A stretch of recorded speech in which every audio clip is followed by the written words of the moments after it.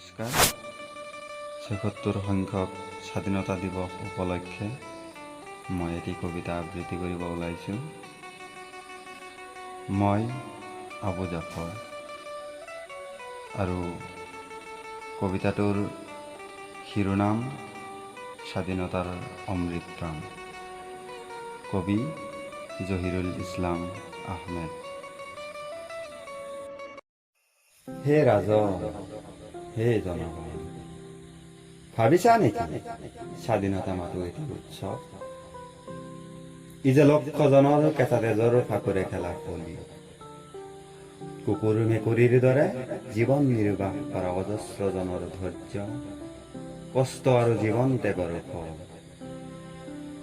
কত না মাকৰ বুকু সুদা হল, কত না স্ত্ৰীৰ কপাল উকা, কতয়ে কৰিলে বন্ধুত্ব বৰণ, কত না সন্তান ঘাত নহল। ই যে আছিল প্ৰত্যাশা ভৱিষ্যত প্ৰজন্মৰ মুক্তি, মানুহ হিচাপে জীয়াই থকা আৰু নিজেই হ'ব জীৱনৰ গৰাকী।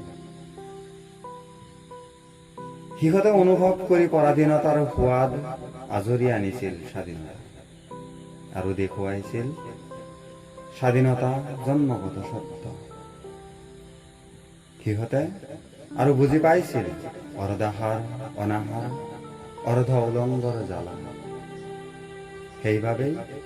সেইবাবেই সিহঁতৰ আত্মাত নাছিল ধৰ্ম, বৰ্ণ, ভাষা আৰু খাদ্য বস্ত্ৰৰ বৈষম্য। বাকী সকলো আছিল তুচ্ছ, একমাত্ৰ মুক্তি আছিল কান্যা। আজি সিহঁতৰ আত্ম বলিদানে দিছে দাসত্বৰ শিকলি ছিঙি মুক্তিৰ সোপান, আৰু যাৰ জহতেই তুমি কৰিব পাৰিছা স্বাধীনতাৰ অমৃত পান। ভাবিছানে এই স্বাধীনতাৰ বাবে দিছিল জীৱন বলিদান? যত কামৰ সলনি হ'ব হিতাধিকাৰী, যত থাকিব উচ্চ নিজ হিংসা ঘৃণা ধৰ্মীয় ভেদভাৱ, কোনে কি খাব কি পিন্ধিব কোন ধৰ্মৰ হ'ব অনুসাৰী। যদি এই হয় পৰিণতি, যি চাবলৈ থাকিলেহেঁতেন জীৱন বাকী, কৰিলেহেঁতেন যে সাধু ঘোষণা, নতুবা কৰিলেহেঁতেন অনুশোচনা।